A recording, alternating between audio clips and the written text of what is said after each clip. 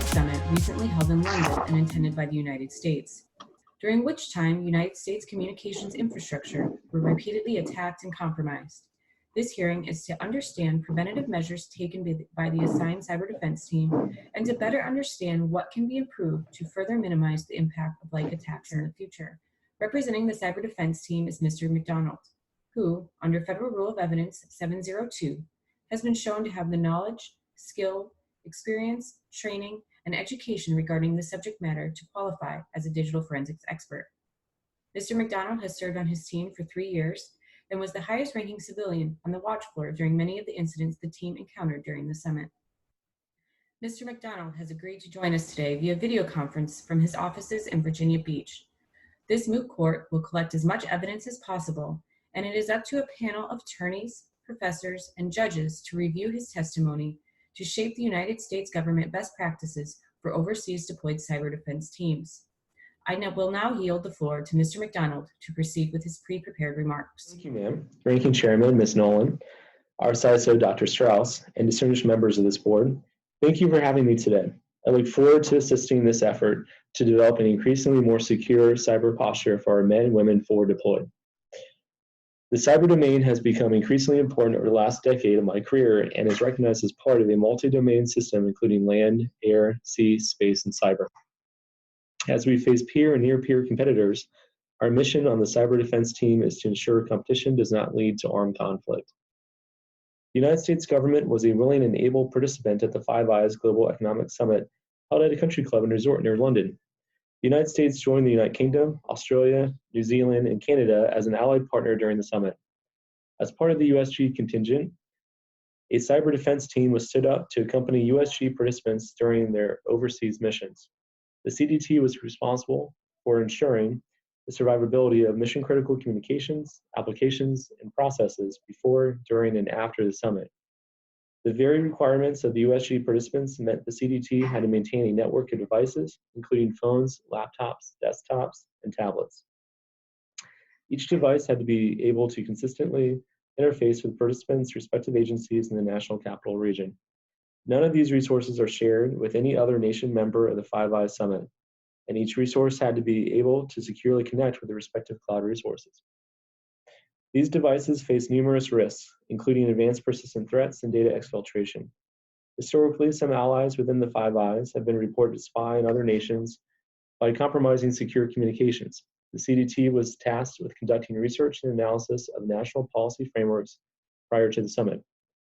Analysis of USG and international governmental cyber policies provides insight into the overall global cyber posture, attack services, and harmonization of cyber strategies to protect and defend Five Eyes nations against cyber threats.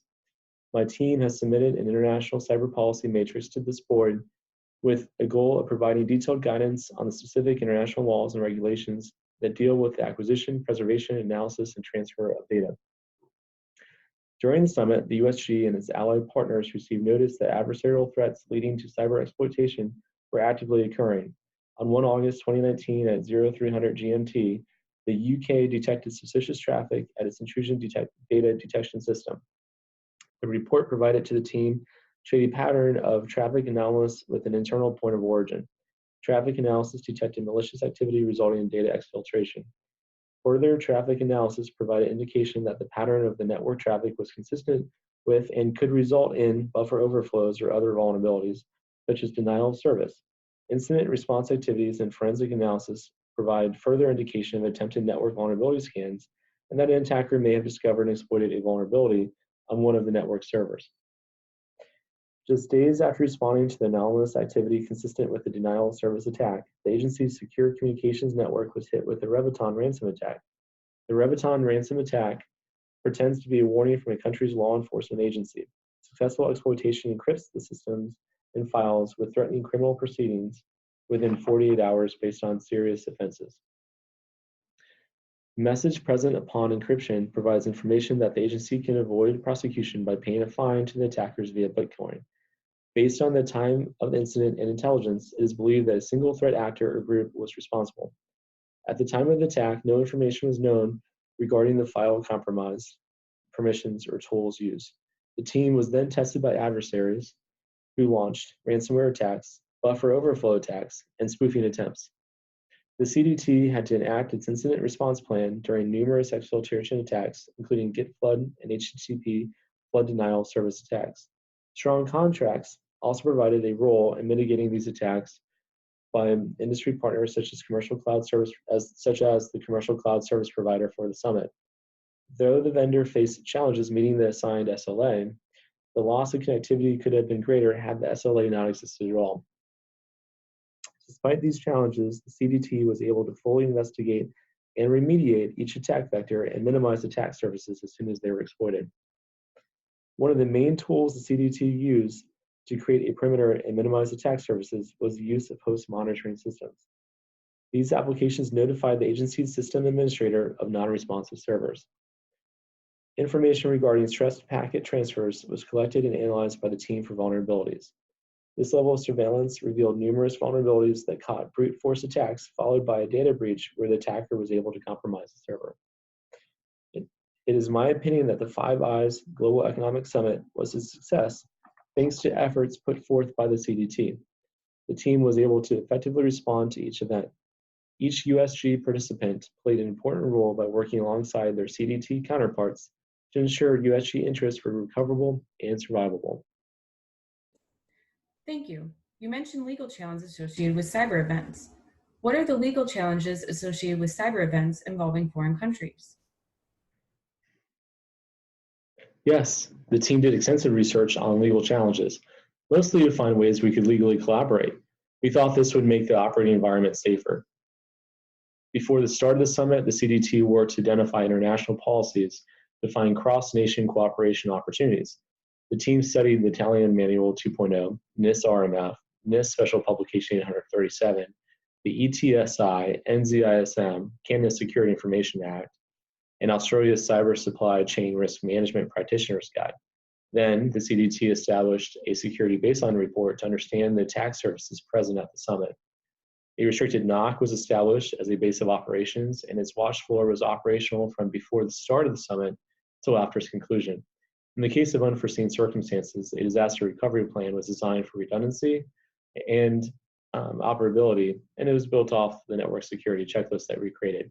In addition, the team built an incident response plan and ensured all summit participants were knowledgeable and trained on their response efforts should an event occur. Mr. McDonald, what were the legal challenges of accessing and retrieving electronic evidence stored on foreign soil? Assuming cloud storage was used, what procedures were followed by your team to access and retrieve digital evidence stored in the cloud? Well, digital forensics relies on the 9 golden criminal questions. What happened, who committed the crime, when the crime was committed, where the crime was committed, how the crime was committed, what is the accused crime, who committed the crime with the accused, what was damaged, and why was the crime committed. Within the scope of digital forensics is the collection of evidence that supports the answers to these questions. A cybercrime scene often involves cloud storage. It is up to the investigator to determine what commercial cloud service provider is involved. For cases involving overseas servers, the investigator must rely on the support of local law enforcement to gain access to logs that can be submitted as evidence. Specific to the United States, how did the international laws and jurisdictions influence the processes and procedures followed during the forensic investigation? Well, the team did a great job before the summit even started to collect all the local laws governing data in transit for our partner nations. In many ways, these laws mirrored our own thanks to longstanding Western partnerships. Our partner nations worked hand in hand with our team, Interpol, and the MI coalition to share data leading to a prosecution. Mr. McDonald, what conflicts arose between ethics and international laws during the forensic investigation? How did these conflicts affect the investigation? And how were these conflicts mitigated and finally resolved? Well, thanks to the Italian Manual 2.0, similarities exist between the NIST Risk Management Framework for Federal Systems, the European Telecommunications Standards Institute series, the New Zealand Information Security Manual, Australia's Cyber Supply Chain Risk Management Practitioner's Guide, and Canada's Security Information Act. The manual was authorized by an international group of scholars studying transnational cyber policies. The group met in Tallinn, Estonia, and held workshops starting in 2013 with an intention to create a framework to shape international cyber policy. The manual created was first published in 2016 and resulted in a peacetime guide to govern cyber activities. Perhaps the most important common threat that scholars identified while studying international policies is the intent nations have placed on countering terrorism. The threat of terrorism has largely given states the authority and need to monitor messaging without violating the right to privacy. The Italian manual addresses this contradictory requirement for safety with international need to protect human rights by offering effective measures that are largely written to ensure rights are not infringed upon. I think the manual went a long way to resolving ethical conflicts during our investigation. What steps were taken to protect the United States soil and citizens during the international investigation? Well, the United States sent a world-class cyber defense team to accompany the mission to the economic summit.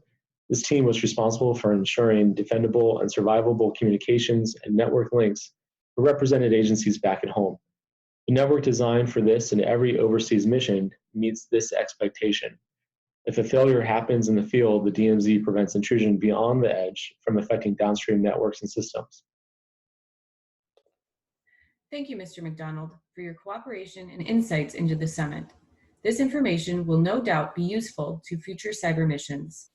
Well, thank you, ma'am. I appreciate the opportunity to share our lessons learned with the cyber community at large. This concludes our line of questioning around the recently held Economic Summit in London and the effects and remediation efforts the United States employed to maintain cyber readiness. Hearing adjourned.